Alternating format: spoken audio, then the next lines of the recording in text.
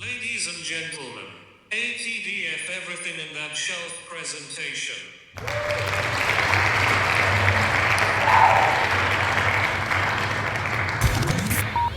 You're now rocking with TDF everything. Spoiled rotten.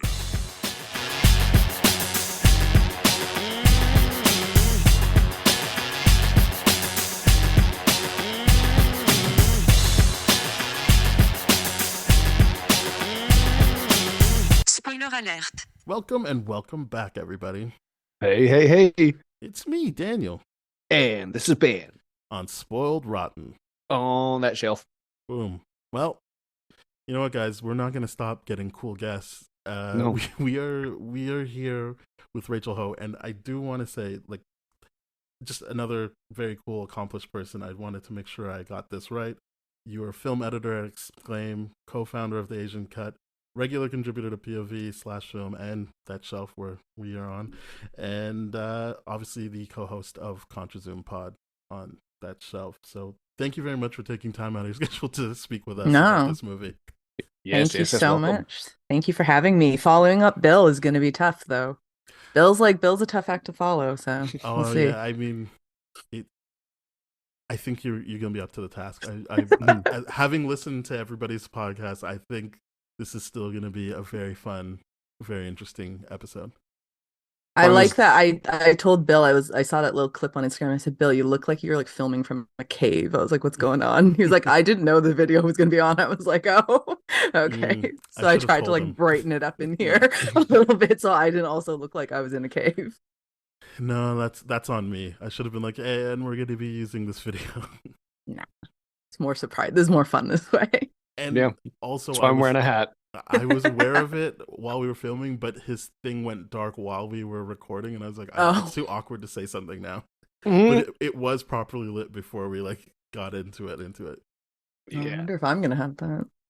Let's just cross our fingers and hope not. Fine. But I do like the opportunistic green behind you. Yeah.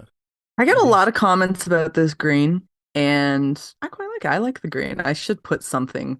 The more I do these video things, I should probably put something on that wall, but it was comforting to me. And as someone who can't do a wall just yet, I'm fine with anything that's just nice and comforting. Yeah. That's true. Yeah, you don't even show your background. No one will ever know what happens behind me. Nope, it's behind the scenes. Mine is dark green on this side, which is why I'm like, love the green. That's fun. I thought that was a closet. No. Well, I mean, it was a wardrobe. It's the only one feature wall that you're not seeing right now. I see. It is a disappointment that I bring it up without visually giving you a payoff, but you'll have to believe me. You just gotta go with it. Yeah. As we've been doing with our cool guests, would you mind giving us your top 5 comic book characters? Again, it doesn't have to be based on a comic book run, just a character that started out as a comic book character. And am I going 5 through 1? I would love that. I like the going the countdown. But, the build up is good. Yeah, the build up is good, but you could do it anything really. Okay, so at number 5, I actually took a cue from Bill because I didn't know if this was like allowed, but then Bill chose Archie, so I was like, I think this is allowed. And I'm gonna go with Garfield for number 5. Totally, because I love Garfield. I grew up reading. I have a ton of Garfield I think I still have them somewhere. And he is just I'm not a cat person, I'll say that much. I don't really like cats. I love Garfield. He's orange, which is my favorite color. He's chunky, which I love. He likes lasagna, which I love. He's grumpy on Mondays, which I am. I love the man. I love the little guy. He's so great. And recently I watched a cartoon of like an old cartoon of Garfield from probably the 90s or something like that. Holds up. I forget how much they make fun of him for being fat, though. I kind of feel bad. See, that's not something I retained. I only remember him making fun of his owner. I didn't realize they make fun of him. Oh, every joke was like about him being fat, and it was just like there were some really really sick burns about a fat cat, which it was adorable though. But I visit this. They're good. They do. I shouldn't say they hold up because I guess it doesn't mean they hold up, but they're really funny still. And I watched it a lot, and as I said, I did not remember the fat jokes. No, me neither. But I love Garfield, so I wanted to put him in at number 5, even though I know he's not really comic, No. comic He book. started No. out as a comic character. It counts. You could say Dilbert right now, and that would work. That's true. Dilbert's Could good. be. No Yeah. spoilers. Yeah, No spoilers, number no. Who knows what 4. number one But I'm just saying that's how inclusive this whole list Yeah. ends Fair up enough. being. Fair enough. So number 4, I went more traditional, and I'm gone with Catwoman. But I'm going very specifically with Michelle Pfeiffer's Catwoman, just because I'm I glad you think specified. she is. I mean, Catwoman as a character, I think, is really badass, and I love everything about her and Selena Kyle in the comics and in the animated series and the way that she's been portrayed in movies and TV shows.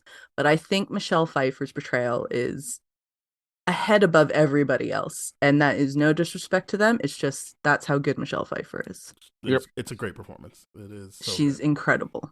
I can watch that. Guys have seen that clip where it's she's in that shopping area and then she's with the whip and she takes the head off the mannequins. First thing I ever saw of Catwoman when they were doing like teasers, and I just remember like this is wild. Yeah, she's incredible, and I think like even though the bones of Catwoman were there before Michelle Pfeiffer came in, I really think that Michelle Pfeiffer kind of took it, and then it's almost like her portrayal is what we all now associate with Catwoman. Like she redefined Catwoman, and now forever and always. That's what Anne Hathaway was going for sure. I think so too. Yeah, I think Zoe Kravitz kind of tried to make it a little bit more her own, but yeah, I do think Anne Hathaway just kind of lifted from Michelle Pfeiffer, which isn't a bad thing. I can't blame her for doing that. I still liked it, but I was definitely like, oh, okay, like so Michelle Pfeiffer still plays in 2012. Yeah, and then I mean the last I said about Halle Berry's is that was I don't know what they were thinking, being like, we'll just call it Catwoman, even though it has nothing to do with Catwoman. There were I feel cats. like there were cats. There were cats. It's a very literal interpretation of Catwoman that had nothing to do. Like I felt like it had nothing to do with the like character like Selena Kyle, other than we can name it that and people will pay to see it. I smell an episode brewing. That's what I smell. Maybe we have to revisit it's gonna be an episode. It's gonna be an episode. Fair. No spoilers there on what that's spoilers, like. Yeah. But it's worth taking a look at just to be like to answer that question. But either way, I'm glad you specified Michelle Pfeiffer, because I would have been like jumped on that real quick. I'm like, are we talking about Batman animated series 1 or like That's a good choice. It is. I appreciate that you would have jumped on it, because I do think I agree with you. It's important, especially for Catwoman. For some reason, it's very important to specify. Yeah. Because I just feel like Michelle Pfeiffer really did something different with that one. 100%. And different to what I'd say most actors do with their superhero characters. Like Michelle Pfeiffer she's just that talented of an actress. And I'm kind of glad that seems to be back in the fold for acting, because she took a lot of time off. So it seems like she's coming back. So I'd like to see her in more stuff. That's what I said last episode too. She's re-peaking. Yeah. I hope re-peaking. So. Yeah. I really hope so. Like I think you and I kind of talked about this, Daniel. I really didn't like the new Ant-Man, but she was fantastic in it. She was amazing in it, though. She was great. She's great.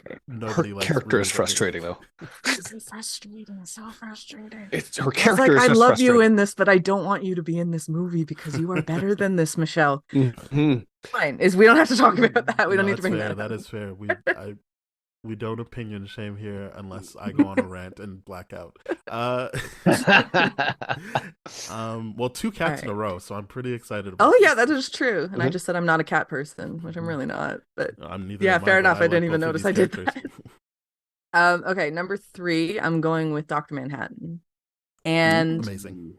I think Dr. Manhattan is the most realistic depiction of a person who becomes like limitless, who becomes omnipotent, and exactly what most of us would probably end up doing. I think it's like an incredibly realistic thing of your brain just gets really warped, and it's not easy. Like Superman, they always kind of be like, oh, like, you know, he's this like Boy Scout, and he's like, no, I know right from wrong, and I know my powers. But Dr. Manhattan's more like, well, I can do whatever I want right now. And so of course he is going to become incredibly detached to humans and human behavior and humanity in general. And then on top of that, when he looks at the problems of humans, of people, he's just like, whatever, like, it's silly. He becomes so apathetic because he knows that there's something greater out there and that there's something bigger than these little people who are going to live for what 80 some odd years, like, Yeah. and that's nothing to him. So I've always liked Dr. Manhattan just because I think he's a very intelligent character and a very cleverly written character. That's exactly the reason I like him. So yeah, I'm in full agreement here. I'm glad these picks are going over well, guys. I was nervous about them. I genuinely was really nervous about these. We're a pretty open and welcoming set of guys. Like, there's no need to be nervous. Yeah. If no one else likes the options, at least you've got me on mic saying I genuinely like them. I'm not even trying to be supportive. I just like these picks. I like that. Not even trying to support you. I just like them. And I want to know if there's a curveball coming our way at some point. But so far, everyone's a hitter. I think my last two are. I think I find it very difficult for somebody to disagree with me, quite frankly. All right. All right, number 2. Actually, maybe someone would disagree. I don't know. I'm going with Piccolo Jr. from Dragon Ball Z. Okay, yes, there we go. Junior, Junior, specifically Junior. He is known as Piccolo. Like, they just kind of drop the Junior eventually. But I think in Dragon Ball, there is no other character that has as ridiculous an arc as Piccolo goes through. He starts off as being Goku's like sworn enemy, and they have some epic fights and battles, and he's such a grump about Goku. He's so angry at Goku all the time. Then eventually it kind of turns and he trains Gohan, of all people. And so then they develop this really cool bond. They go up against Vegeta together, and it's really great. And then eventually he just becomes a hero in the world as well. And what an arc. And you don't expect that from a show like, or actually maybe you do expect it from something like Dragon Ball, because Japanese anime tends to be pretty smart. So I shouldn't say that you don't expect that. But I love that Piccolo, he's really grumpy. He doesn't smile. He likes being alone. I can relate to Dan as well. He's just I completely am on his level. And I love it when they go into like flashbacks and they show like little Piccolo, like when he's a baby, because he's just a grumpy little version. He's just a grumpy, like truncated version of Piccolo, which I love. So that's my number 2 is Piccolo. Nice. Again, I feel like another great pick that people will really enjoy. So I was thinking of the Dragon Ball because I loved Dragon Ball a lot when I was young. And I watched a lot with my brother, and I was thinking, which character did I like the best? And I think Piccolo was definitely my favorite. I liked Gohan too, but Piccolo was better. Gohan's story is disappointing. It is. Don't you think? It's the worst. I'm like, you're so powerful, and you're just like, oh, you're gonna settle down, even though the world's constantly a threat, dude. Like, what are we doing here? Irresponsible. It's really irresponsible of him. And I found it very lackluster as well, because I feel like the whole series of Dragon Ball is leading up to, because like we live with Goku for so long as being this kind of crazy godlike thing, and then we're like, oh, he has a son, this is crazy, this is cool, and we watch him train, we watch him get up, and then nothing really happens. And you're just like, oh, that was a waste of time. It's the problem with the series that has a main character that's so strong, where the only thing they can do is revert him back into a child and watch him grow up again. It's hilarious. I know, but I feel like growing up though, like around the time that we grew up watching Dragon Ball, that was when it was like still good Dragon Ball, and then it kind of goes a bit funny later on, but I digress. Piccolo's still great. He's awesome. And he's green.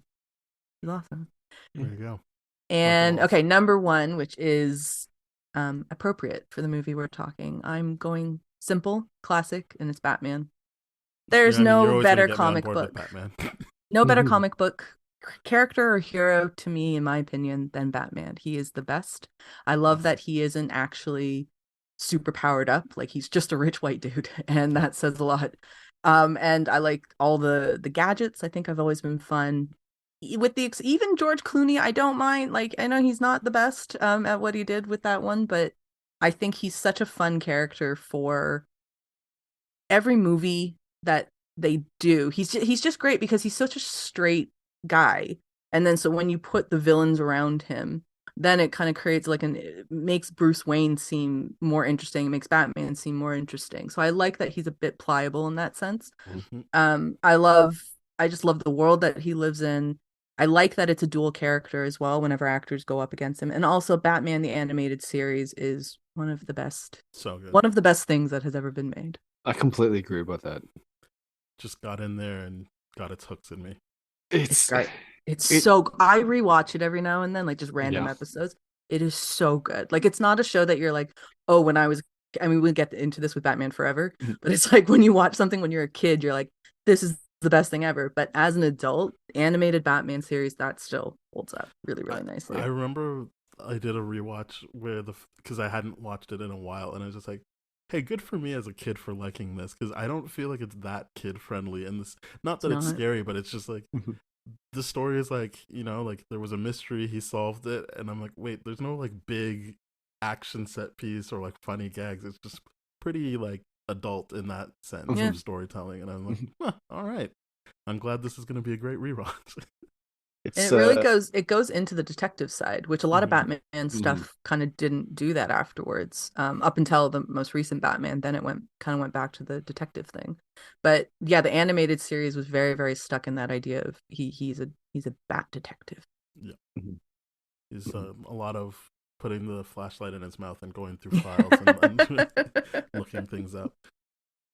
As you said, well, first of all, great list. Thank you. I know that Thank you you. said you were a bit nervous. I was about nervous it, but about I it. feel like that was genuinely a great list. Great. You gave a little of everything. But yeah, we're doing Batman Forever, like the title of the episode says. I guess first thoughts from everybody. How did it feel coming back to it after I don't know how long it's been since you've seen it? And let our guest go first. It's been a minute for me. It's been a little while for me since I'd last seen it. I actually can't remember the last time I watched it.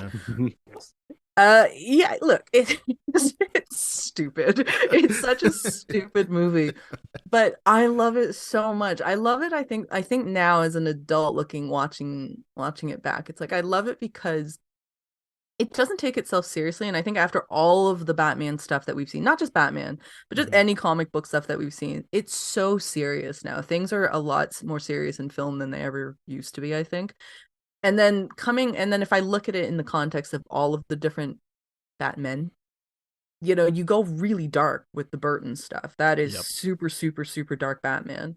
And then this one is stupid. Like it's ridiculous and it's silly and it's really colorful especially for Batman. Like Batman's not typically like a colorful thing, but it's really colorful. I like that it just leans into like the actual comic side of things. Like even the opening scene when they're in that little Right, tank it's like a thing. caper for him to. Yeah, and I like Mhm. how the bank guy is like, it's boiling acid. Like he has like I love that. It's so, and then Batman takes his hearing aid and he's like, that's my hearing aid. I'm like, Batman, you're just taking this guy's hearing aid. You can't do that. The bank Yeah. guy knew exactly what movie he was in. Like he was Exactly. really playing it. He was like, "This is a cartoon. Let's go." And I love that. I Mhm. absolutely love that. So even though I can look at it and say like it's a dumb movie, and I understand why so many people didn't like it, continue not to like it, especially if they think Batman should be taken very seriously. Mhm. But I think it's fun, and I think there's room for Batman to be fun. I don't think he needs to be serious all the time. I feel like that's how he keeps going. Like you have to have different versions of him, or else it gets stale. Sure. And they made a very like, I think it was the studio, not Joel Schumacher. I think I read Joel Schumacher did want to make a serious movie, but the studio decidedly was like, no, we're going back to the Adam West stuff. Which that first scene really, I mean, even the last setup feels like a hey, will they get Yeah. out of this? Tune in next bat. But like, that's what they wanted to do, and in that sense, it definitely achieves that like that aesthetic of hey, we're doing the camp thing again. Mhm. Ben, I definitely on top of the camp thing, but I just thought, wow, is Val Kilmer nailing the Batman voice or what right now? I did not think that's what you were gonna say. Nice. No, no, honestly, I was like the entire time I'm like, he's nailing this. He actually sounds like not Kevin Conroy, but No, like yeah. he sounds He like did a his own good thing. version of Kevin Conroy without imitating it. And I'm like, this legit works. But I think it suffers from like obviously many, many things. But the biggest thing for me is like, why do we have two Jim Carreys doing this role right now? Because I'm like, why is Two-Face playing the exact same role that Riddler's playing, but less competent as a villain? This is just, it's weird. I don't like gotta it. say, Yeah, that Um, is weird. It is weird to put both of them in there this and is make the them both super campy as well. Like yeah. it would make more sense, I think, if Two-Face was a bit more evil, almost, just like a bit Mhm. more sullen and evil. I think they Um, were afraid because he's got the scary, or at least like as a yeah, kid, you might be like, "Oh, that's a yeah. scary face." So I feel like they needed to like really lean into how cartoonish he is, so that they don't get dinged like they did for like how people were so scared of Penguin, and I Oh, was kind that of scared of was Michelle Pfeiffer, Catwoman. The way she kept dying, and like I'm like, oh, this is too much for me. I can't deal with this. As like a 7-year-old, I was like, no, this is too yeah. scary. Mhm. Fair. DeVito's penguin was disgusting, and that did Yeah, creep me out. Actually, that's a good point. I remember hearing them say like they were finding it difficult to sell like merchandise, and it yeah, was McDonald's yeah. toys at the McDonald's really time, dinged them right? for Mhm. being like, Yeah, how because dare they were like, you? "How are we supposed to give this to children when he's Yeah. terrifying?"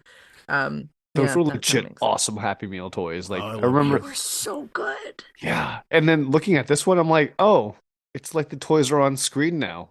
That's less fun. That's it I mean, feels as like an a adult, but commercial. not as a kid. I was like, perfect. Like, give me that right now. Like, Yeah, Well, I no, that is absolutely correct. As a kid, I was like, I need that toy. yeah, yeah, Batman's got a new experimental suit at the end. Yes, exactly. absolutely. Bring it out. Like it's never been tested. Absolutely. Perfect. Do it. And I do think this is the first time I watched. I like you, Rachel. I don't remember the last time I watched this, yeah. but I think this was the first time I was like, yeah, I don't. These Two Face and Riddler aren't different enough for me to feel like it warranted being like Two Face and Riddler. It could have Yeah. just been like Riddler and his gang, but like I don't know. I still, in a vacuum, enjoyed how much fun it seemed Tommy Lee Jones was having, and definitely Mm. enjoyed any time they let like Jim Carrey do his Jim Carrey thing. Jim Carrey is particularly impressive in this. I was so tickled by everything, like when he becomes Jim Carrey Mm-hmm. and he just has those little, Jim Carrey He quips says and like things like that. joygasm at one point. I'm just like, yeah, okay, great. I love it. And the thing with Tommy Lee Jones is it's so unlike him, isn't it? Like he's Yeah, developed quite the Yeah. reputation of being this really serious, grumpy man, pretty Mhm. much. And there were a lot of rumors that the two of them, Jim Carrey and Tommy Lee Jones, just did not get along in the yeah, I did slightest. feel Like bad they for I him. could see really I didn't could see like that. each other. But conversely, they say that Jim Carrey and Val Kilmer got along quite well, Yeah. which is nice. That's nice to know. It was Um, Val and the director who didn't get along. well, yeah. Mhm. But then I was looking at all like anytime I think about Jim Carrey in the 90s, I'm always really astounded by the run that he had in Mhm. such a short period of time, Oh, going from God. Ace Ventura to Ace Ventura. Like if you just kind of take the two Ace Venturas and everything that he did in the middle of that, it's Isn't that just incredible. Like 94 to 95 too? It's exactly, like Like, Gold. it's starts just with 2 years. It's crazy. Like I was It's looking at it, and it's Dumb and Dumber, The Mask, like Liar Liars, and it's yeah, crazy. I think it's nuts. It's he nuts. he peaked so fast. And it Yeah. was so consistent. It was like this era of Carrie. And yeah, this was like this was the movie they were like, all right, we need to let him do his thing. We're gonna cash Yeah. in on that era. And I'm like, I'm kind of glad they did that because I'm Yeah. like, it worked. He works within this movie. yeah. I People think like so. to make fun of him, or I've heard people be like, "Why is he so silly?" I'm like, I don't like. That's At Jim this point, Carrey. you can only base it off of the like Adam West Riddler. Like, is that Mhm. like Ed Gorson? He's just as silly. He's just not Jim Carrey, but he's just as like ridiculous as this Riddler. Mhm. But I also feel like- in that time period, oh sorry. No, go Cut for you it. off there. I was gonna say in that time period when you're going to watch it and you know Jim Carrey's in this, Mhm. you're expecting Yeah, that you would Jim want him Carrey to to do show that. up. So if he didn't do that, Mhm. you would have been like, what happened here? Like what was I watching? And clearly they were very, very kind of commercially minded on this Mhm. movie as opposed to like in-depth storytelling. They were a bit more, they had a bit of a broader purview on this. So I think like you said, you just let Jim Carrey be Jim Carrey and let him do his thing. Yeah, Mhm. And it works. It really works with Riddler. Like of all the characters that he could have played, I Mhm. think Riddler is probably the one he's best suited to. Saying that though, he's actually a very great actor, so he probably could is. have done many of those and knocked it out the park. But yeah, Mhm. I think he does a great, and I liked his Edward Nygma at the beginning Yeah. when he's like that. The fact, I think when we do the revisits, the early stuff, I'm always like, I kind of want the villains and the hero to be more intertwined, and the the fact that he's doing this just because he feels slighted by Bruce Wayne, he just wants to one up him. I'm like, it's such a petty reason to do all this, but I also like, great, now I know like that he's locked in and it's always going to involve our hero at some point. Like it just works for me in that sense that he's just like, yeah, I just really want to fuck with Batman. Well, Bruce Wayne until he finds out it's Batman. Yep. Isn't there something so simple about that though? Like in those kind of, like I was saying, like movies now, I think they try to come up with these really borderline convoluted reasons for two people not to like each other, and they try to layer it with like a lot of, you know, social issues and all this kind of stuff. But sometimes you're just like, he rebuffed me, and therefore now I don't like you, and that's it. And that is, and then just let the movie go from there. And it's like, that's all you need. I just need to know that they don't like each other, or well, he has like one person has a vendetta against the other, no matter how petty it is. I kind of like it that Bruce is like, I don't really even know who you are. Like you really built this up, and I just don't really know who you are. That Mariah Carey, I don't know her. I don't know her. I don't know her. Oh God, I was a little confused in the beginning because like the first time you meet him, the first time you get exposed to it, it's like, what's the sense of urgency to be like, no, you have to greenlight this project literally right now, otherwise. Yeah, like to me, I'm like, where was that coming from? It was the first time we see him. You see that his boss absolutely hates him, and he's like, oh, now the decision maker's in the room. Just do it now. Just if you say it now, this will get greenlit. Otherwise, I'll get buried. I don't know if he was thinking about it, but I'm sure he had the time. I think he had the wherewithal to know, like, I'm really taking a swing here, and I could lose my job. Like, just say yes now, and then it'll go. Oh well, he definitely knew that he's doing that. But my issue, I'm like, oh, he already got a meeting. Batman was being so reasonable and kind, and he heard him out and like everything. And I'm like, man, I think it just shows his conviction. Really sucked. His conviction is like, this is a good idea. Just say yes. Well, trust me. These trust other me, people bro. don't Say understand yes. it. And it's another thing like that, like your villain is looking for someone to understand them. So he's like, these idiots don't understand me, but you understand me, and you'll get it. And so like, true. If he says no, then it's kind of the confirmation like, oh, you don't get me either. If you can't just hear this idea and say yes right now. Right, because he was proposing a partnership and all that kind of stuff. So I guess he personalized that rejection so much. But again, the immediacy of like, please be my friend now, sign on to this project now, all that kind of stuff. I'm like, wow, I guess he got his shot, and that was it. It was desperation. That stuff worked for me. The whole how it works and the computer generated death after like suicide, I was like, I don't really fully understand how he's doing any of this, but like the emotional part of it of like, I just need him to understand me. I was like, I get this. This I get. It's just more like, the more I watch the movie, the more it's like, I don't like, what is this? He just puts images in people's heads. I don't really.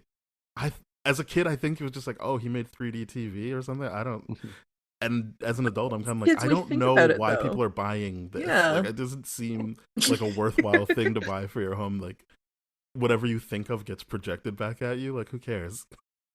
Maybe it was a different time, because now we're all like very hyper aware of smartphones and like smart tech in you general. You can get whatever you want, and so this is probably like the first swing at it. But I'm with Ben though. I feel like the jumps that are happening in the movie, it is very jarring. Like even him deciding to kill his boss, like that comes out of nowhere. Like he just goes from like a disgruntled employee to be like, I'm killing this dude. Like I'm literally like, and you become this, and maybe it's, again, when we're kids, we don't think about it, but we don't spend enough time with him to know that, oh, he has this kind of murderous thing to him. He's not just kind of kooky and crazy. Like, this man will kill you. And it just goes really quickly. And then even when it goes from he had an idea to now it's in everybody's, like everyone in Gotham has one of these. It just happens really quick. And they just say it, and you're meant to just go, okay. Yeah, cool. It doesn't make sense that he got a no and then the boss died and that it gets produced. Yeah. It's just like, what happened? I think they're just like, oh, he got really smart. The death, again, it doesn't really make sense to me. And I think if they had Bruce talk about, like, I think he says, like, it's dangerous because if you can put a image in the mind, couldn't you take something out? And I'm like, what do you mean? That It's not Yeah. Inception. I don't get what yeah, you mean It's by a take lot an of idea. nothing burger talk. Yeah, I there's thought just it's a lot nothing of going big on. say jump. something like, "Hey, Yeah.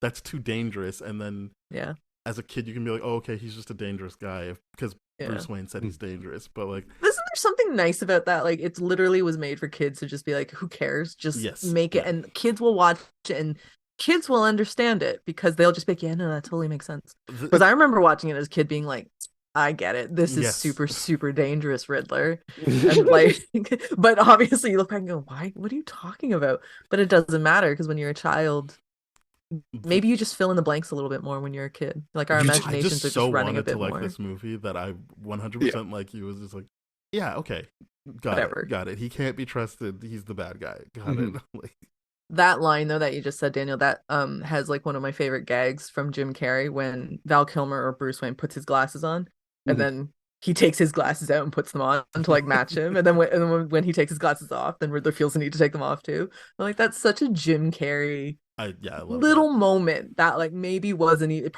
probably wasn't even in the script. It was just something Jim Carrey felt the need to do because it's funny, and I was like, I love that.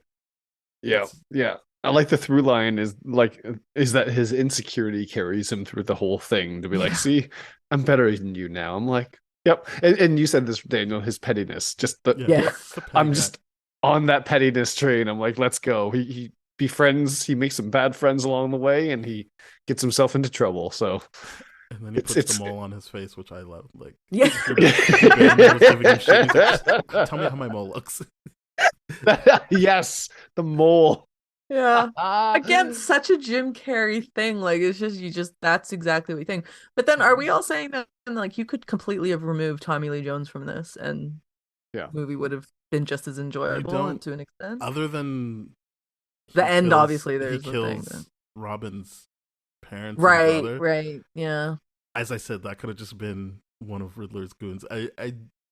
I understand that there is an element of this movie not leaning into it, but trying to brush up against like some things that Bruce Wayne might feel guilty about as Batman, but because he's the reason that his friend, which at no point do I believe they were ever friends, but his friend Harvey Dent got burnt because of him, and he didn't save Robin in time because he can't really admit that he's Batman while he's out as Bruce Wayne.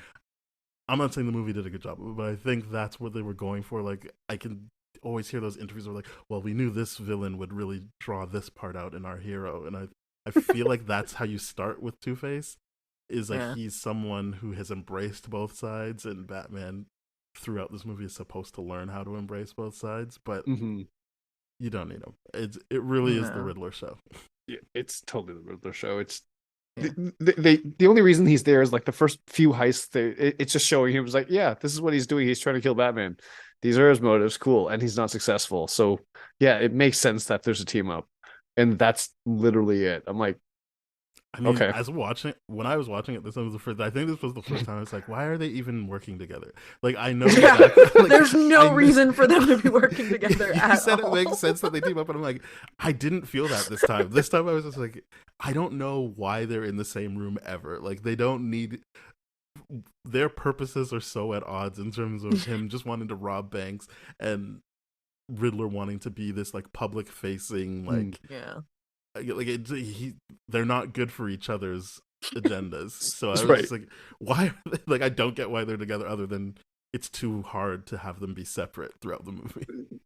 The only legitimate reason I feel is like Jim Carrey legitimately comes to him and he's like, hey, I need your muscle. And I'm like, okay, he does a good job of that in the sense where I'm like, yeah, you have no resources right now. You've got nothing. So he does a good job of tricking. More than anything he needs else. money, which Two-Face has. He's robbed a couple of banks. But they just get in people's heads and have them give him money. That was the whole point. I think but he needs money to do that, though. He's trying to get Two-Face as the Kickstarter to his thing, basically. He's like, I got a good idea. It'll sell like hotcakes. I just need the manufacturing. And Two-Face has got the people. I mean, sorry, not to be fair, but to be clear, my stance is you don't need Two-Face, but I also I don't agree. want him not in the movie. I enjoy the performance, I like but Two-Face. I just feel like he isn't actually necessary. I feel like one of the biggest reasons to make someone watch this movie is like, hey, is for a bet. And it's like, hey, I bet I can show you a movie where Tommy Lee Jones is having fun. And that's It this looks like he's movie. having fun. He having looks a like he's blast. actually enjoying himself for Yeah. once in a movie. He actually looks like he's enjoying himself. And he does, though. Like, I genuinely think he did enjoy having some sort of fun in his career and not just playing such downtrodden, serious people all the time. I wonder, I feel like, though, he would not have been pleased with doing the prosthetic work. Like having to get in early to do all the Yeah. makeup and just sit there and do it. I can see him just not feeling that process. I think they said it Absolutely. was like 4 hours, and I was like, I Must be. would not be able to do that. My I mean, God. and I don't. What does Tommy Lee Jones do to relax? Yeah, Like there's what- no like. I guess could he do like headphones? Like it just feels like you can't do anything back then. think- Like there's no like iPod or any like. I guess just Yeah. read a newspaper. Well, especially because it It would would- need to go over the head too, Yeah. right? You can't do earbuds. That's the era with the foam on the outside. Yeah. The Walkmans and crap. Like Yeah, the there's Walkman. no Well, they could put a personalized. boombox. They could put a boombox. Yeah, There's in. definitely- everyone has to No. listen to what he wants to listen to. while That's he's exactly flying. what it It's Tommy is. Lee Jones. I mean, Yeah. whatever. What do we Or- think Tommy Lee Jones would listen to in the 90s? Ooh, Run DMC easily. Yeah, that was definitely Easily. what I was gonna say. Run DMC. Yeah, when I That think was of Tommy right at the Lee tip of my Jones, I tongue. think that's a Run DMC boy right there. No, I honestly think Johnny Cash, just through and through, Johnny Cash is That's- probably I mean, what he that would is a listen That's to. actually a really good answer. Yeah, that's Yeah. a good one. Interesting. I don't have anything to top that. That just seems like the right answer. I feel like Johnny Cash is the correct answer in this situation. Yes.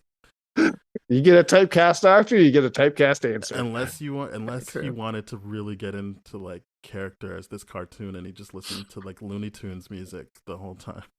Yeah. Yeah, because at no point I'm like, is he bringing an element of Harvey Dent into this, or is he just like wildly psychotic Harvey Dent now? And because you know how in the He's animated never Harvey series, Dent. Yeah, No, you're right. he's just always speaking as the Yeah, burnt face. I didn't Right? think about that. Yeah, he's never ever actually Harvey Dent in this. He Because- says at one point me, and then turns to be like and me, but like for the most part, it's clear he's talking as the burnt half of Mhm. Harvey Dent, Wow. like the Two-Face part of it. I feel like one thing that's really, really cringy to me is like when Nicole Kidman's character in this tries to bring psychology into this. And I'm like, okay, this is like trying to explain trauma to children, and it's hilarious to me right now, and it's Yeah. great because it's like Yeah. that little back and forth they have when like she's all thirsting after him. It's She so is unprofessional. so hard up. Like I she's know. so incredibly hard up the Good for entire her. movie. I'm Yeah, like, it's kind of like go good go for get her. it. Just Get go for it, it. but like Chase, do your kind of thing. unprofessional. Hostage Very situation. unprofessional. Like hostage situation right now. Just get it down a notch. That's it. And I feel like they had to set up the fact that she would completely abuse using the bat light. Like she's like, I love that. no, you're too. definitely right about they're that. just like, no, this woman does not care. If it's about Batman, she will throw everything to the wind. Like, Yeah. just to, like, she doesn't give a fuck. Yeah, But it's then like I like how Batman's like the bat signal. He's like, it is not a beeper. I'm like, that's good. It's a very dated line, but that's a good one. That's a good Mhm. line. But you Mhm. did say chicks love the car. It's like, he was very, very self-aware of that. You're right. She is incredible. I think of all of the ladies in any Batman movie, she has to be the most hard up. I don't think they've ever gone that far. no, because he, Well- like, Kim Basinger likes him, but it's like, Yeah. he just invites her over one night. And then Catwoman is really playing cat and mouse with him. And then Yeah. Mhm. this is I think it's the first time that in this era of Batman where the woman is just like, I need to get with him, and like, Yep. telling Bruce Wayne like on their first date, like, I already met someone, like, Yeah. sorry, but It's like the makers of this movie saw. They're like, hey, we like the Michelle Pfeiffer sexuality. How do we crank that up to 11 without having to recast her and pay her again? Okay, let's write this completely different character and just turn her sex drive up to 11. And who Oh, do we and- get for this? Who do we get for this? Nicole Kidman, baby. I also like that she referenced Catwoman. She's like, Yeah. no, I know what you're Yes. into. Don't worry about it. I enjoyed that. Yeah, Mhm. I actually really like that little line because nowadays we take it that each director kind of has their own Batman worlds and universe, and we kind of think that they all exist separately. But back then they were just like, no, it's the same guy. Same thing. Don't It's worry the about same it. dude. It's the same thing. Don't worry about it. It just got a little bit more colorful. But Yeah. yeah, I like that. Yeah, I like that little reference too. I thought that was cool. Yeah, I'd like to think as this era of Batman being like the Christopher Nolan era being like, no, these are my toys, you can't play with them. Versus like this era was like toys, let's Yeah. everyone play with them. And Everybody this is go what we for it. get. Like lack of cohesion. And I'm like, this is great. This is just hilariously funny right now. I guess two audiences, I just don't think we cared as much back then. I mean, Oh, I we can't say definitely what the didn't. adults thought back in the day, but like I just feel like people didn't care as much about Oh, the like continuity No. between that. Like nowadays, maybe it's because of the internet, because we can rewind and watch things so often that you Right. start to pick up on I think- inconsistencies. But Weren't people used to like the James Bond style of like, look, Yeah. it's gonna be a different actor sometimes, and don't worry about it. So I Mhm. think, because I remember my parents being like, yeah, who cares? And I was like, no, she referenced Catwoman, and like I was so like, no, this is the same thing. And I think my parents were like, who cares? It doesn't Yeah. matter. Like, It's a if movie, it's just connected, enjoy just, it. Yeah. just watch this and shut up. I I did mean- remember caring about that as a kid. I'm like, Oh, this did you? this ain't right. Yeah, and I cared that he mentioned Superman. I'm like, I hope Yes. Superman shows up. Like he's like, oh, you're halfway to Metropolis by now. I'm like, Metropolis. okay, Yeah, I all love right, that let's line. do this. Like, let's have Like it's all let's have- happening. It's all happening. I guess that's why they felt the need to kill Bond. I mean, spoiler alert, that Daniel Craig dies in the most recent Bond. But I think Yeah. maybe the reason they did that is because nowadays we really need to have that like I think they needed separation. to stop because Yeah. those Daniel Craig movies are all like clearly Yeah. one story, and they probably needed to be like, all right, we need to get back to what we were doing before. So Yeah. our audience is just like stupider now. Like we need those parameters put in, or I- are we asking for more in terms of like a start to finish to a story? I think we're asking for way more. Yeah. I think we're asking for way more because back then this was this okay, well, not fair because I remember as a kid watching the second Batman Returns being like, I am too young for this movie. And then watching this movie being like, I am too old for this movie.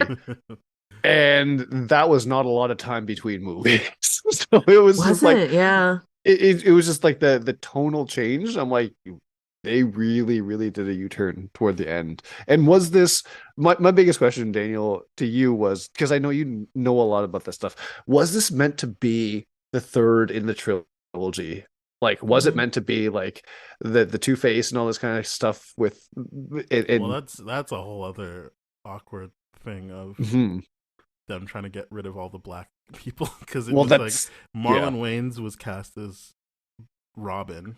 I mhm. did hear about that. Yeah, yeah, Mhm. yeah. But he was like cast for Batman Returns, and then they were like, oh, maybe you'll come back for Batman Forever, and then obviously he didn't.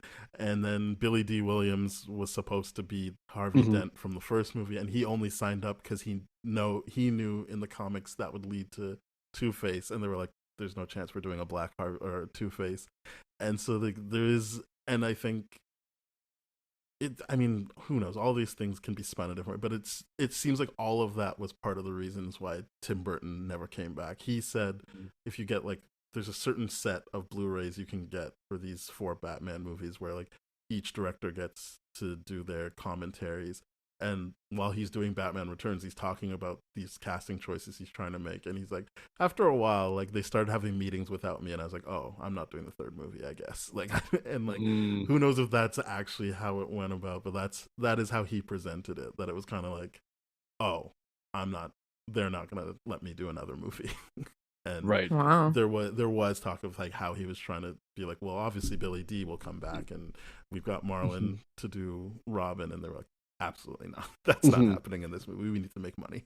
Right. Because Can you imagine though Marlon Wayans back with Jim Carrey? Like that Yeah, would have been That would have incredible. right, like in Living I Color, would've liked that. like reunion. That would have been absolutely incredible. Wow. I mean, he still gets paid for one of the movies, I think, because he went as far as doing like the costume fitting or whatever. Oh wow. So he does get residuals, he says. And I do know I did have from Batman Returns the Robin toy, even though Robin's not in that movie, and it does look like they just painted a black guy white. So I think that's how come he gets residuals, because like they were already trying to use his likeness in the toys and stuff. wow. Wow, they really put the cart before the horse there. That Yes. like they Mhm. got the toys ready. I guess that's the priority of what the movies were back then, was more of a toy maker, a merchandise maker than Yes. Mhm. caring about the actual story. Although clearly they cared to an extent. But then maybe the reason they cared was because they thought, well, we can't sell black action figures. Like that's Yeah. who's gonna buy that? Like that's kind of that Mhm. nonsense they're thinking. Yeah, that's Mhm. it's. I remember being excited, and then obviously seeing trailers. I'm like, oh, okay, never mind. Yeah. Because and that's why I'm like, because it's uncomfortable to know that, because it Yeah. feels like this is where they were probably going with the Two-Face and thing, where it's just like, oh yeah, that they just kind of grazed over that whole like origin, but they're referencing a lot of the Tim Burton stuff already too. And I'm like, but when you're right, when they bring up Metropolis, I'm like, did they just get carte blanche to just write whatever they wanted here, or are they trying to do a trilogy? Because there's elements of that, but then there's elements of like, oh, you're referencing like literally whatever right now. I think Okay. it is supposed. I think it's supposed to be Mhm. part of a trilogy, but I see. obviously they wanted to just switch gears and make money. Change direction. And boy Yeah. did they switch gears. Yeah. Like this is a complete Mhm. opposite like run to what Burton ever did, which is incredible to me that this is because I think Ben, you're the one who said it, like they come out quite quickly after one another. Like there's It's only not 3 years, right? yeah, and like that would 95. be about how long you would expect for a third one to come out anyways. But Yeah. this, again, we're looking at it the way that movies come out now, where like they're going to take a break with James Bond. Like we were just talking about Bonds, like they're going to take a break with that to allow people to kind of forget about Daniel Craig a little bit and Mhm. let a new generation come up so you can have a new generation, can have a new Bond. But back then, just do another one. Just put a new Batman in, make it completely different. It's fine. We're gonna put Robin in. Mhm. He's gonna dry his clothes really weird, but don't worry about it. It's I, gonna be great. I remember Uh, thinking that as a kid too, or like that now. I'm like, as a kid, I was like, that's really cool. He washes his clothes. Now I'm just like, wait, is it ever explained why you wash your clothes like that? I don't. I just think he's being a dick. I'm like, you're Right. getting the Yeah. floor all wet, man. Like, and I know he takes the mop at the end, but I'm like, Yeah. you made a big mess and you did not clean it up proproperly, and now you just leave the butler to like Yeah. figure out the rest of it. Like, come Take on, care dude. of it, Al. Yeah, come Whereas on, as a man. kid, I was like, so he knows he knows how to fight. Obviously, Yes. good. Obviously. This is great cinema. Like they really they Yeah. got a lot done without any dialogue. And then now I'm like, wait, is he flexing in front of an old English butler right Absolutely. now? Is Because that he what gives he's? him a little wink at the end too Mhm. when Yeah. he leaves. He like winks at Alfred. He's like, "Did you He's catch like, that? "See?" All right, I'm out." Mhm. Which to me would only make sense if he was already like, oh, this is Batman's house, and then he's like winking at Alfred, like, so I'll be up next. But So yeah, without that, you're kind of just like, what are you doing, man? Just talk Yeah. to him. it's Like, true. It's just like, why are you? It you're feels not like you're doing. passersby. You live in the same house. Just talk to him. I also love the way that like he figures out the Batcave, or like he gets into it, is like they set it up first being like, he's like, why is this the only door that's locked? And Alfred's like, mind your own business. Yeah. And then Alfred like stands there and announces, like, where are you? And then he's like, Yeah. I'm just up here. And he's like, okay then. I'm just gonna interesting. And It's then like, he all right, turns around, it's nothing like, to follow up with it. just checking where you were. And then he goes like, now, and then he does that whole thing, The which again, now. as a kid, you're probably like, that's the coolest way to get from upstairs to downstairs. Yeah, like is to why do what he why don't just I did. do that Yeah. more often? Yeah. Who just walks down the stairs? That's lame. Well, I mean, one of my favorite characters is Dick Grayson, so it's obviously like, hey, it's Robin in a movie, but I mean, if anything didn't work for me this time, it was this, which I kind of knew know. was gonna happen. I'm kind of like, oh boy, he's just such a bummer of a character. Like, in this and Really? yeah, I find this Robin like just nothing against Chris O'Donnell. Like, what's he gonna do? He has to do the script, but like he just seems like such a bummer in this, and especially Batman and Robin. Like, can't you guys just actually be a dynamic duo? Why are you like you're so bratty through this? And Yeah, he's very you don't bratty. actually work together. You kind of just like doing your own thing and Mhm. keep bothering Batman. I think as a kid, I was just like, Bruce, just let him be Robin. And now as an adult, I'm like, no, get this kid out of here. He doesn't know what he's doing. He doesn't know what he's doing. He went through no training whatsoever. Yeah. It was never clear what this Batman's version of training went through either. Like, there was no ninja backstory in this one. He was just like, "This is Batman." We're like, "Good, Good. Yeah. That's it. He's Like, Batman. that's go all with we it. need. You- That's you- all I we need, yeah. need." You Yeah. know what Batman did. You fill in Yeah. the blanks. He's rich. There's reasons for this. Like, come on, we're good.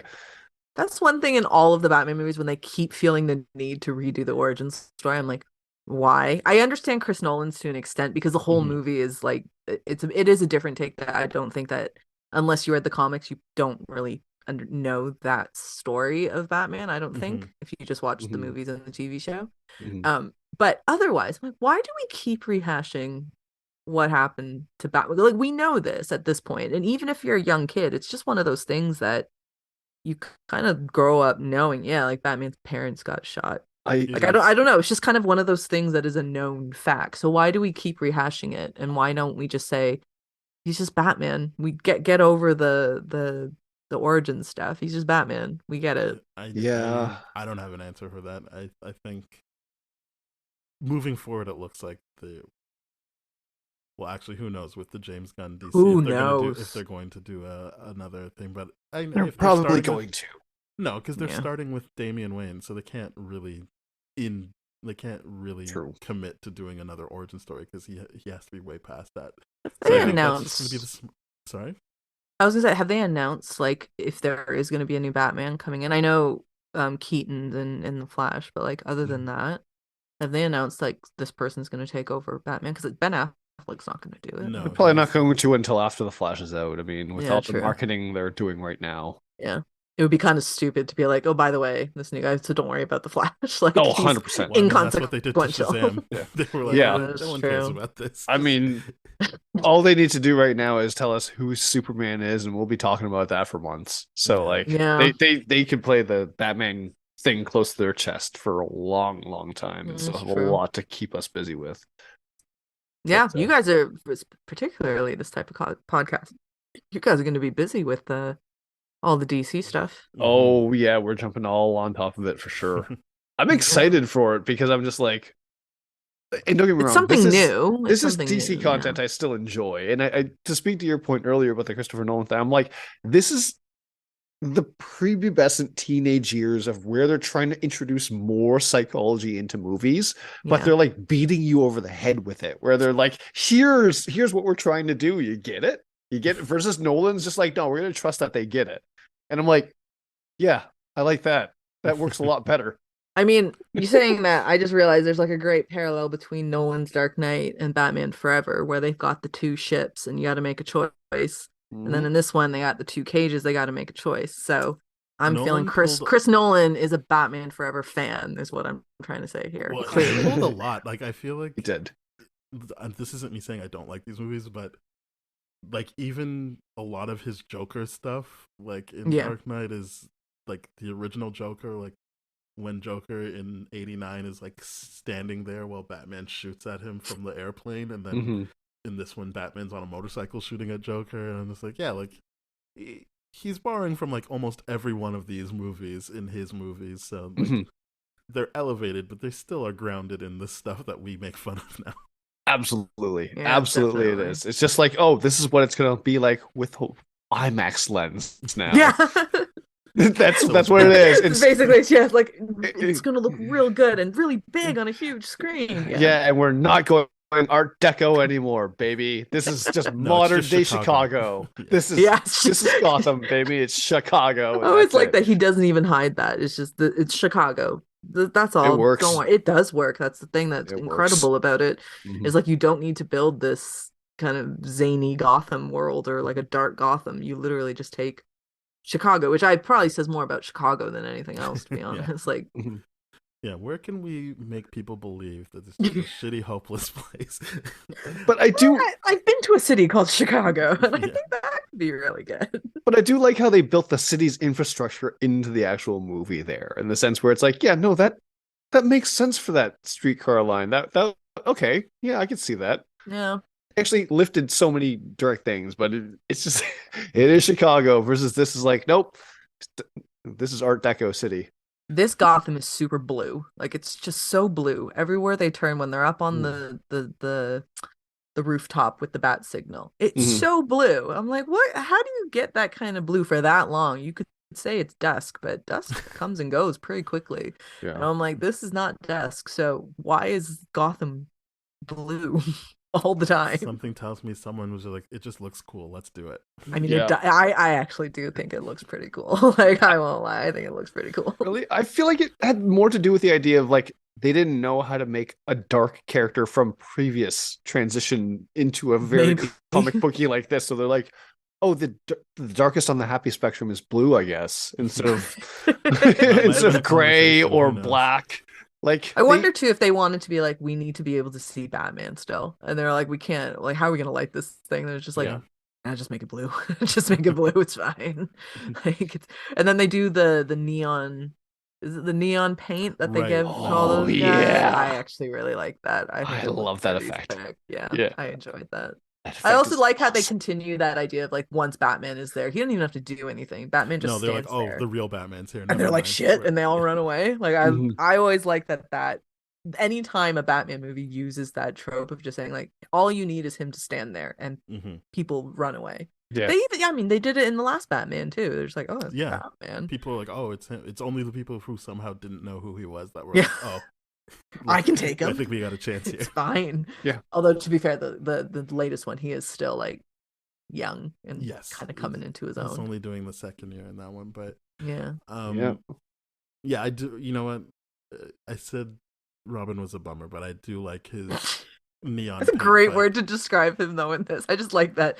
Robin's such a bummer in this I movie. just don't like that he complains so much. I mean, so He does. Yeah. I like Dick Grayson in the comics specifically because he's supposed to represent a more balanced version. Like, yes, he lost his parents, but he has someone already there to help usher him into like how to hone that grief. And the idea is that he is more emotionally stable than Bruce Wayne, meaning Mhm. he will always threaten to be the better hero out of the two of them. Mhm. And that tension comes between them because he doesn't see things the way Bruce does. Not in like a, hey, let me be an equal partner, but in just like, he's already like, yeah, I'll be your partner, but like, we could just do this instead of your crazy idea. We could like, it's more of like, you're just watching him be himself, and that causes friction with Batman, less him being whiny and a bummer. Like, Mhm. so that's kind of what I'm hoping to get from future iterations of these movies, because in this one it just felt like they're like, I don't know, he's just gonna be a teenager that Mhm. doesn't like to follow the rules. I'm like, that's not He's a necessarily rebel. what Robin is supposed to, Yeah. how he works in a Batman story. Did Do you you f- like oh sorry, Ben. No, do you feel like this is like a cast? Because I'm like, the way he's playing this, I'm like, if he was 15 or 14 years old, I get it. But this is Chris O'Donnell. I'm like, are we? Yeah, they had to This lean is like into mid they're brothers. Don't worry 20s. about it. Yeah, they're like around the same age ish here. They're like Yeah. trying to go for that. I'm like, this is where it gets like way worse for me. I'm like, yeah, he's really whiny because he's that much older. Yeah, he's If he not a was kid, so 14, it's too much whining. I think it'd be so different. I'd be like, no, this is appropriate. Yeah, Who's an appropriate child actor they could have cast in this? That's Macaulay I don't think Culkin. they were ever going to. He would have been a bit too young then. That Wait, would what's have his been name? kind of fun. Macaulay Culkin? Oh yeah, I would have loved that. That would have been Obviously as a great Home Alone around fan. this time. Are you kidding me? Yeah. Yeah. That's another actor. Him and Jim Carrey just owning the 90s, Yeah. those two. Yep. But I think they were all concerned about, hey, you can't endanger a kid like that. So they went. Well, that's all They the- definitely started to finally care about like Yeah. a child welfare in Hollywood. Yeah, they're like maybe we shouldn't be making them work so much and do.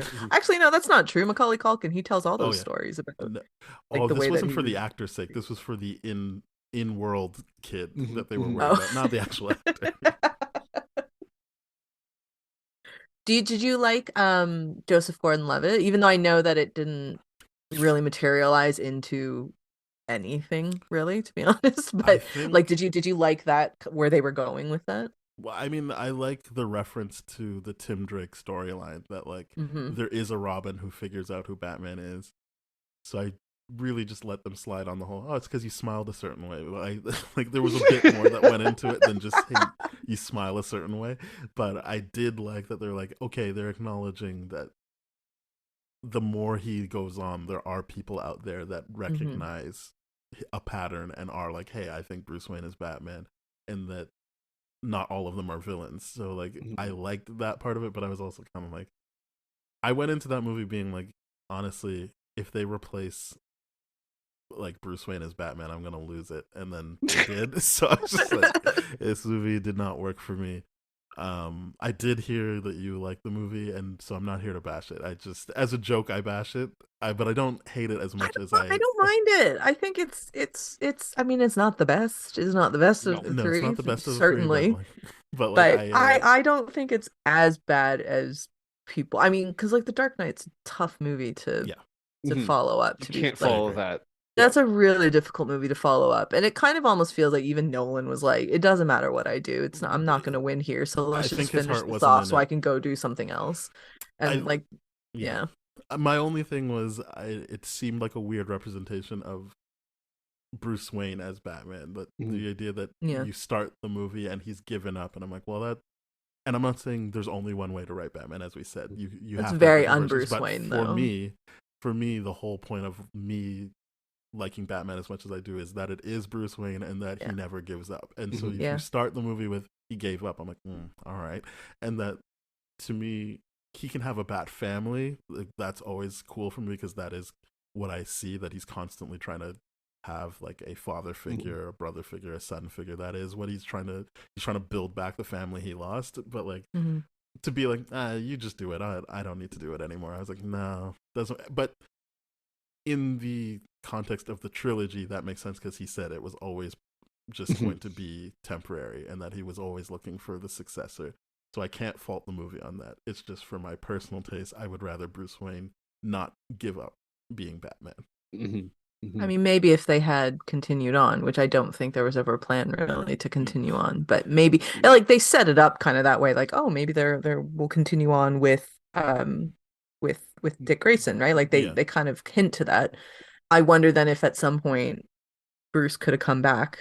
Maybe not though, because I actually think the way they ended it, like it makes, like you said, it makes sense within the trilogy of him always, even just harping on about like I'm just an idea, and it's just kind of like Patrick Bateman was just an idea. That's just Christian Bale's thing. He just wants to be an idea all the time, and then he just try and slot bounces. him into an actual physical manifestation.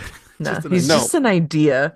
Christian Bale continues to just be an idea. He's an apparition, basically. Yeah, he's just gonna walk in the room and say, "How dare you assume my physical form?"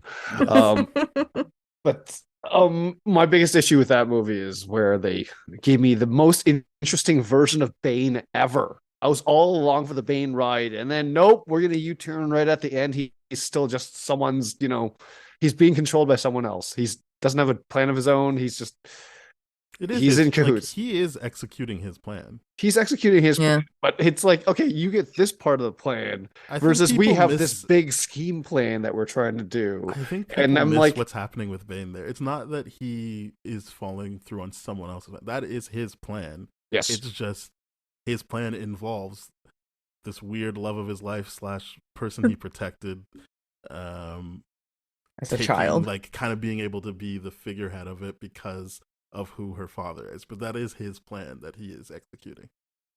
I hate the way he dies in that movie because like we Catwoman. See him, it's just like I don't know, he does like some really cool fighting, like some really great stuff throughout the entire movie with Batman, and you kind of think, okay, but I know Batman doesn't kill, and like, okay, fine, but then it's just like, oh, just boom, he's done. Movie he kills. He just it's like, it's not that they don't lie, they just not telling the truth. Like, it's basically Batman. He doesn't kill, he just doesn't stop you from dying.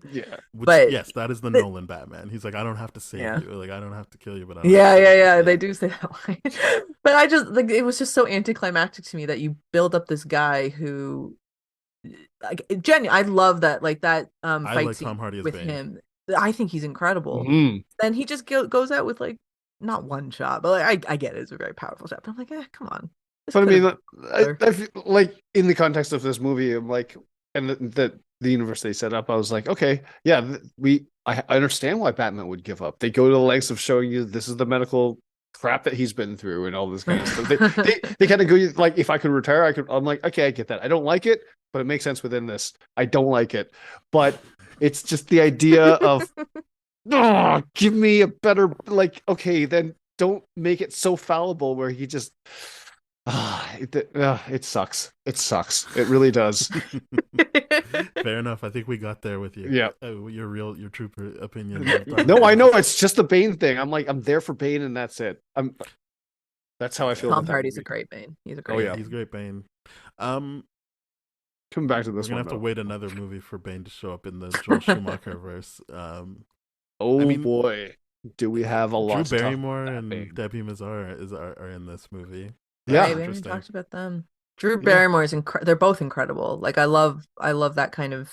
We're talking about like who could you get to play. I don't know. I just popped in my head like imagine they got like the Olsen twins to do this. It was just like one good, one bad. Like you have twins to do it that way. That'd be pretty sick. But I love them both. I think that they do such a great job of really laying it on thick. Like I like when they're talking about, oh, I made you dinner, and Drew Barrymore is very like white and decadent and like all this and then Debbie's is like I burnt some like a boar heart or something. I'm like, why would that be appetizing to anybody? You could just be like, here's a rare steak. But no, he's like, I burnt you a heart of an animal. Dare you? Liver King is very upset right now. Liver King. The Liver King is so upset. That is a shtick. No, I did like that there was like, because what's his like Edward Nygma's boss is a big actor that I feel so dumb not remembering his name right now. Ed Begley Jr. There we go. Yes. Yeah. I like that they kind of slot in some names that aren't doing big roles, but they're still in there and they have a presence. There were 2 Asian guys in it too, which I was like, I forgot that they threw in a couple Asians in this movie. Yeah. One of them is just a reporter on the screen, and he doesn't move his face. I found that really odd when he was talking. Yeah, he just speaks, his mouth just moved, and I was like, "Come on, man, do a little more." Like, come on, let's get this. But that was fun, just like couple sprinkles of spice. Yep, I did that too. I played the game of Spot the Asian. Yeah. Yeah, I got with this era of film, it's very easy to keep track. It's super, super easy to keep track. Yeah. You need like one hand and just to be really attentive. Yeah, and it's very clear. I'm like, okay, so you just got the light skinned person of color representation card done. This is very uncomfortable given the whole Billy D. Williams and Marlon Wayans thing now. It's just like it makes me like it's the mild minority thing in this. George Wallace, the mayor. Here are some palatable non-white people to throw in that will be okay for the general audience, because like the white audience. Yeah, because right now I am looking at this cast on the Google spreadsheet. It is not looking good in terms of dark skin representation whatsoever. The mayor. Come on, everybody. We're forgetting about stand-up legend George Wallace as the mayor. Right, yeah. You're absolutely right. Cool. You're absolutely right. I like that he references it to this day. He'll say, I'm the mayor of Gotham, motherfucker. Like, just like apropos of nothing. He'll just still bring it up and be like, you can't take that away from me. Hey, I mean, it's kind of like how Keaton keeps like every now and then randomly just going, I'm Batman. And I'm like, I'm glad you get to do this again. I'm looking forward to that. It's what good. What interview is it where I think he was promoting Homecoming and like Kimmel was like, yeah, I love Spider-Man. And he was just like, and he's just like, what are you doing? And he's like, what? And he's like, I'm Batman. I'm not Spider-Man. I'm Batman. You're talking to me. I'm Batman. No, I just, have you seen his commencement? Like, he was given like honors somewhere and he was just like, don't forget ever 2 things. It's just like, he says, I'm Batman. I'm like, this is the best thing ever. He knew what everyone wanted and he just did it. It was great. I love it. I don't know if any other actor has really embraced the Batman. Like I think George Clooney does to an extent, but more in the terms of being self-deprecating and making fun of himself. Yeah. He does that a lot, but I don't think Christian Bale, Val Kilmer definitely hadn't really done that later on. No, like to really just own it. I think because Christian Bale, he's like, I'm a serious actor. Yeah, he's too serious to be. It's like I played Bruce Wayne. It's like I'm Although not Batman. I did hear that he sound said like he was really jealous. likes it. Yeah, He I did feel say like he was did jealous really of like it. Ben Affleck. Yeah. He said Really? he saw him at the store Yeah. and was kind I of like, think- "Yeah, that's the guy. That's who they Yeah. replaced me with." I think like they talked. It's not like he avoided him, but it was just like I liked knowing that he did feel a way about it. Like he was like, "Hey, no, I'm still Batman. He felt like, you protective can't about get it. Someone to I replace me." I saw an interview with him where he said like when they announced that Ben Affleck, he actually sat back and was like, "Oh, so I guess we really aren't doing this Yeah. again," and he was kind of sad about it. I think that just Mm. when in an interview, like he is like a serious Yeah. guy. I think he's a serious guy, but he doesn't take himself as serious as we think he does. But I think it's just like he doesn't want to talk about Batman all the time when he's promoting something else. Yeah. Maybe when he gets a little bit older. But I do Yeah. think that he does care about Batman, and I think he did like Batman a lot just as a character. Absolutely. Apparently, But- Star Wars is his thing. That's what he cares about. Oh, really? Really? Well, I heard him on the Mark Maron podcast, and Okay. there's always been rumors that he'll be seen at the Lucasfilms thing. Like they haven't figured out what to do with him, but like he says, like, "Oh, like the toys I had were Star Wars. That's like what I care." He's like, "Yeah, I mean Batman, but like Star Wars. That's my thing." Hey, I would be so on board with him in the Yeah. Star Wars universe at this point. Otherwise, he's like, I'd only take watch what my anything in kids Star watch." Wars. Anybody good in Star Wars, I would Mhm. take it at this Yes. point because Yeah. Star Wars is. Because we got Pedro Pascal riding that ship alone. He's carrying that thing right now. No, what about? I Don't people found like out the though Andor that guy? it's like it's barely even him sometimes under the helmet. Yeah, like there's that's- another I don't guy think he doing was- that. I don't. I know, it's that's two what's great guys. about it. It's two guys doing it, and it's never Two him guys. apparently in season. Like 3. that's so upsetting in a way to me. Just Oh like- my god. He does like he goes into the studio and records the voice, Yes. and fine, that's important. But like, But I don't think he was know. on set in season 3 ever. Probably That it just feels is cheap. It's so hilarious. cheap to me. Yeah. Well, he was Whatever. doing Last of Us. This time he has an excuse, but I don't know. Like when Bryce Dallas Howard was like, I didn't meet him," and I'm like, "What's an episode where he takes his helmet off?" I'm pretty sure. Like, oh no, But they it's just talked his about it. shot, isn't it? But is Yeah. it just like his like the camera's just on No, him, so I that don't could have been know. It's filmed just anywhere like, oh, at come any on. time, Yeah. and no one else is around. Yeah, that's kind of gone off the rails. Oh well. Well, guys, any more thoughts on Batman Forever? Ooh. It is an underrated Batman, and I stand by that. And I think that there is a place for this Batman amongst all the other Batmen.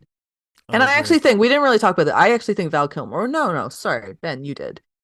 He is an excellent Batman, and he is an excellent Bruce Wayne. And I will have no slander over Val Kilmer on this one. He is. Yeah. Sorry, go on. Well, I was just gonna say that even though he did not get along with Joel Schumacher, like they weren't even on speaking terms. Joel Schumacher was like, "Well, he's still the best Batman I feel like they've had." He's very good. He's an excellent Bruce Wayne. It's a different Yes. Bruce Wayne, but like he's an excellent Bruce Wayne. It's a very different Bruce Wayne. And you Yeah. know what the thing that's really weird about the whole thing is? Okay, speaking about the psychology aspect of it, where they're like just beating it over the head. This version of Bruce Wayne is the most emotionally well-adjusted version of Bruce Wayne Absolutely. of all time. Hands So down. it's wildly inconsistent where he's just like with Dr. Chase Meridian, he's like, "Hey, I need your amateur ability to actually help me through this trauma," when she really doesn't do anything at all. She's just No. like, "Hey, I referenced a couple of papers," and he's all like, "Hey, I'm gonna neg you right now. That's what I'm gonna do. I'm just gonna be like, I read your paper. It's accomplished, naive, but it's great." I'm like, what's going on here? Is this he's playing this up, right? Like we think it's a shtick that he's just trying to get with her. And he's just being like, "I'm insecure because she likes Batman instead." I'm gonna be honest. I did not like any scene with him, with Bruce and Chase. For whatever reason, the Batman stuff, at least I like that he was playing the whole like, Mhm. I'm with the woman I want to be with, but she doesn't like me. I like Yeah. how he was playing that, but as a kid, I certainly didn't want to see any of it. And then in this one, I was like, as you said, there's just too many things he's doing as Bruce when he's with Chase where I'm just like, this is just awkward. I don't really like the nagging and everything. I'm just like, what is he doing? Like, or like calling her up when she says wacko right away. I'm just like, I don't like this. I don't want to see this anymore. Yeah, it's a very uncomfortable vibe where I'm just like, okay, I get it. You're kind of flirting with each other. This is really weird, but it's also I get where they get with the psychology at the end. It's like, oh yeah, he has to accept the fact that he's Batman. I guess, and I'm just like, by doing that, he's got to reach out and accept the people that are reaching out to him throughout the entire movie. I get that. It's very blatantly clear. I'm just like, it's ironic to be the forever. therapist. Yeah, no, it's ironic to me that the therapist through this whole thing is just like you have the least amount of writing through a movie that tries so hard to put therapy in the whole thing. It's just like, you say try so hard. I don't think they were trying that hard. I really do. I think they tried a lot. I don't think they tried at all. I think they were like, hey, what are some terms people use for therapy? And then they put it in the movie, and they're like, good, now people will understand it's therapy. Her position in that movie was more Fair just enough. to be super desperate and hard up for Batman. Yeah, I feel like that's the only reason they had her in The defining there. thing is, hey, could a hot woman like Bruce over Batman? Like, it has nothing to do with the help she gives him. As you said, she didn't do anything. She didn't do anything. I don't think they were trying with the therapy. No. Okay, in all fairness, yes, they were trying very hard to put therapy terms in here without actually understanding what it is, and that's what I take issue to. And I'm like, this is why it's hilarious to me. Is like this character in specific, it has the least amount of therapy or writing about therapy within her thing. It's just like, this is just, it's weird. You're just bouncing off people and just being hypersexual. There's no character to you whatsoever. Super I was sexual. struck by that. Like, for some reason, the Michelle Pfeiffer stuff worked for me, like her and Michael Keaton. But for this one, it's like, oh, they're just being grossed with each other. Yeah, I don't know why it didn't work for me as well. Like, because it's not the same. Like, they're just completely different relationships, and like, and no offense to those two, but you're also talking about two very different caliber of actors who have a good amount of chemistry. Whereas I don't think Val Kilmer and Nicole Kidman had. No. Very much. I don't know if like a Top Gun situation was kind of confusing that, with Tom Cruise was I don't know, but there was no danger zone here whatsoever. For no sure. danger zone. No danger zone. This was very, very, very. It was something for sure. Yeah. But yeah. All right. Well, I think this is as good a time as any to say, Rachel, what would you give this movie out of 10? Oh God. Oh, this is so tough. My enjoyment of the movie is quite high. I'll probably would say my pure enjoyment would be like an 8 out of 10. But if I look at it as an actual movie, it's got to be like a 4, maybe? Okay. 7 That's out fair. of 10. So I'll cut it and say 6. I'll go down the middle, and it's a 6 for me. Boom. You know what? I'm still gonna give it a 7. It really put its hooks in me as a kid. I don't think it really lived up to how I put it in my head. But I still think that the stuff that worked for me, like the Jim Carrey of it all, and with the understanding now that they were always trying to pivot into the Adam West style of it, I can't really knock the other stuff that bothered me at other times of watching it. It kind of just was like, they wanted it to be campy, and I still think that the Jim Carrey performance is well done. And very well done, yeah. I do think, I agree with you both, that Val Kilmer is a good Batman and Bruce Wayne. And even though I don't really need him in the movie, I'm happy that Tommy Lee Jones is having a good time. Yes. Yeah. So I'm doing a 5 on this. This is just, it got to the point where I'm like, you know how like good bad movies? This is just a bad good movie where I had expectations of like, this was supposed to be so cool and good and all this kind of stuff. Even as a kid, I'm like, nope, this is just letting me down all over the place. It's just a different category all the time where I'm like, I'm not enjoying this because I feel like Batman got poo-pooed all over in this movie. And it was more about the idea of like, how do we get Jim Carrey into a Batman movie? And it was actually more sold on that than anything else. Because like you said, Jim Carrey is the strongest part about this whole movie, I feel. Yeah, he's locked in. There's no doubt about it. Well, you know what, Rachel, thank you very much for going on this ride with us. I'm so happy you were able to do this and that you wanted to do this. Where can people find you on social media and just the things you're doing and about to be doing? For reference, this will be coming out on the 15th of May. Okay. I don't even know what I'm doing then. Um, Thank you for having me on, though. I really appreciate it. I had a lot of fun. It's a great way to spend an evening talking about one of my childhood favorites, I think, definitely. I'm on social media. I'm on Twitter. I'm on Instagram, but I don't really use it. But I'm on what is my handle? _ Rachel KH, Rachel spelled RACHEL. And in terms of what I'm up to, I don't know, go to rachelkh.com. I put everything on there. So all the movie reviews and interviews and all that good stuff is over there. Awesome. Yeah. All right. Well, as we said earlier, we are part of the That Shelf Podcast Network with other great shows like Bad Game Movies, Contra Zoom Pod is one of them, Springfield Googleplex, which is coming May 23rd, and other great shows. So please go to thatshelf.com. You'll find our show, those shows, more shows that I can't even remember to mention right now. And yeah, we're on all the podcast platforms, so you can rate, review, subscribe, share with your friends, follow, do all the things you need to do on there, and especially do that on Contra Zoom Pod as well if you haven't already. And our email is spoiledpodcast@gmail.com. Our Twitter and Instagram is @TDSSpoiled, so you can get in touch with us like that. All right. Thank you very much for listening, everybody. Goodbye. Cheers.